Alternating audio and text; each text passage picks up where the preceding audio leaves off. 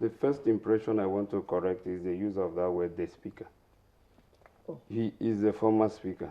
I apologize, the former speaker. So okay. I bring you greetings from the new speaker of Ebonyi State House of Assembly, Right Honorable Mrs. Helen Wabash.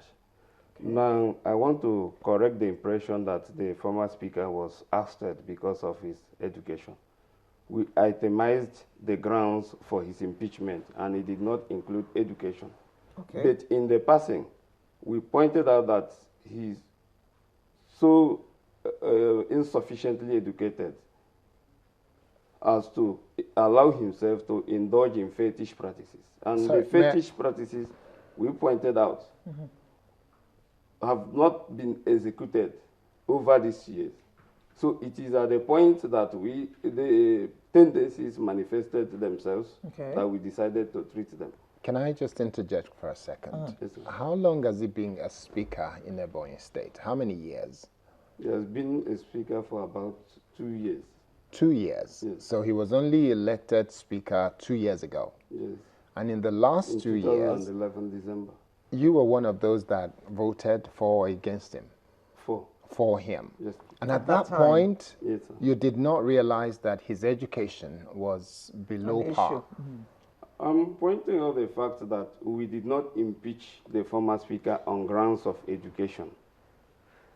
He is qualified by the provision of the Constitution of the Federal Republic of Nigeria, being a WASC attempted holder.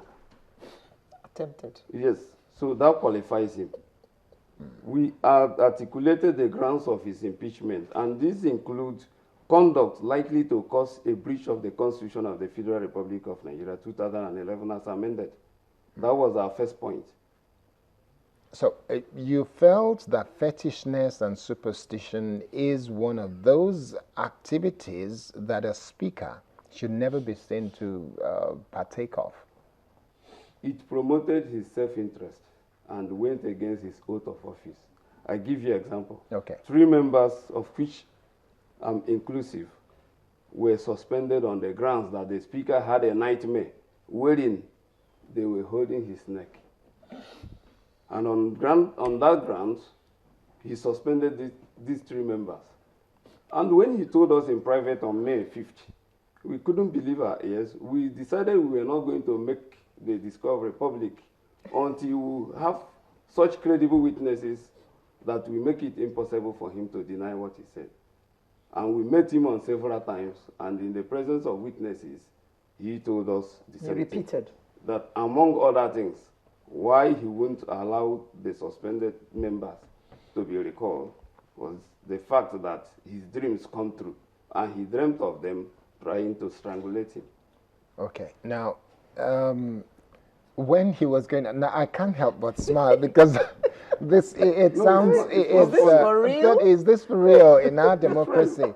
Now, I would hope that at some point we'll be able to bring the former speaker, as you called him, yes. But he insists he's still the speaker. That's right. He insists he's let me point out something. His impeachment did not follow due process. It followed due process, and it is normal for African leaders to be reluctant at relinquishing power. 12 years after Idi Amin was ousted in Uganda, he was interviewed in Saudi Arabia, and he was still calling himself the president of Uganda. Okay. Yes, even Morsi now, as far as he's concerned, is the president of Egypt.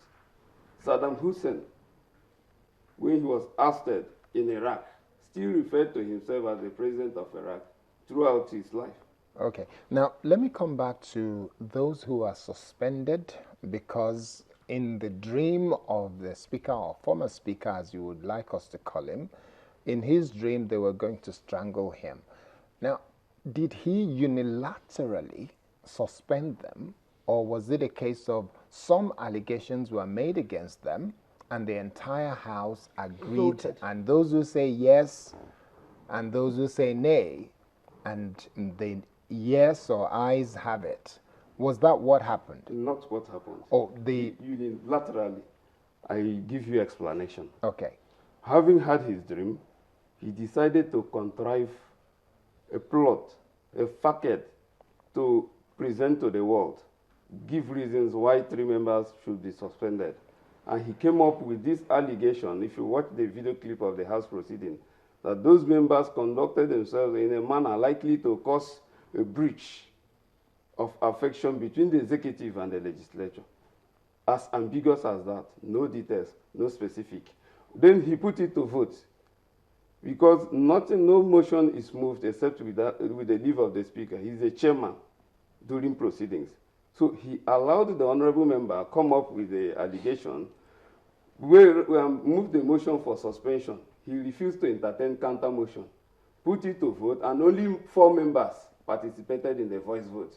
And he went ahead and stamped his authority. But you know that in a state of assembly, if the state assembly, when you have this kind of put to vote situation, yes, the ayes or the nays won't have it. If you say only 4 members, yes, then it means all the others chose to sit on the fence.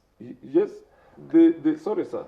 The provision of our House rule is explicit on that. Okay. If you look at House of Assembly Rule 67, it laid down the procedure for suspension of a member. It said you serve the members notice. You give them, and it must be in writing. Okay. You now get the vote in writing to it. It is not done by voice vote.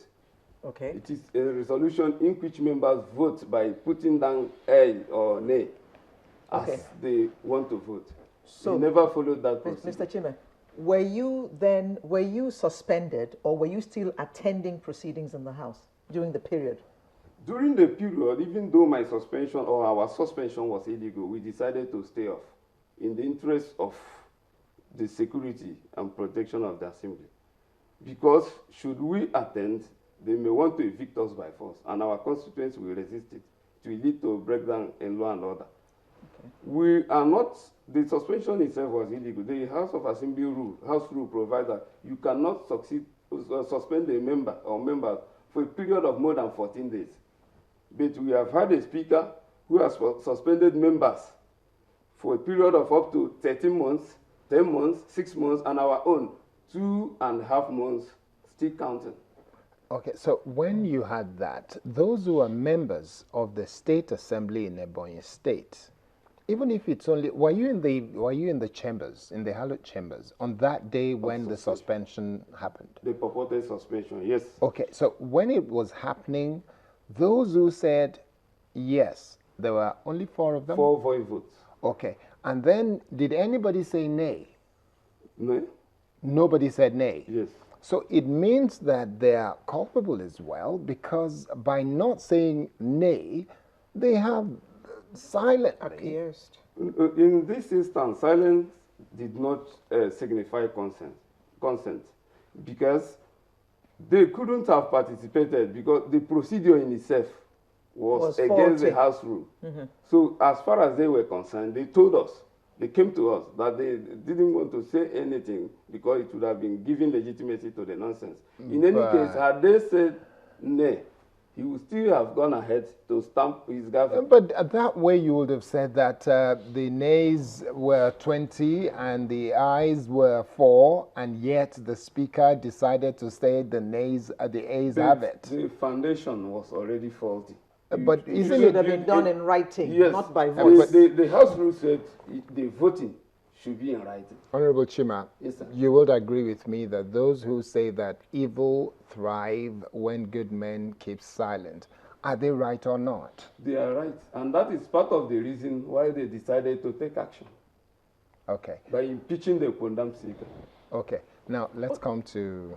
You wanted to. Yes, I mean, just one question. There is a deputy speaker. Yes, ma'am. How come that person didn't move to the position of speaker?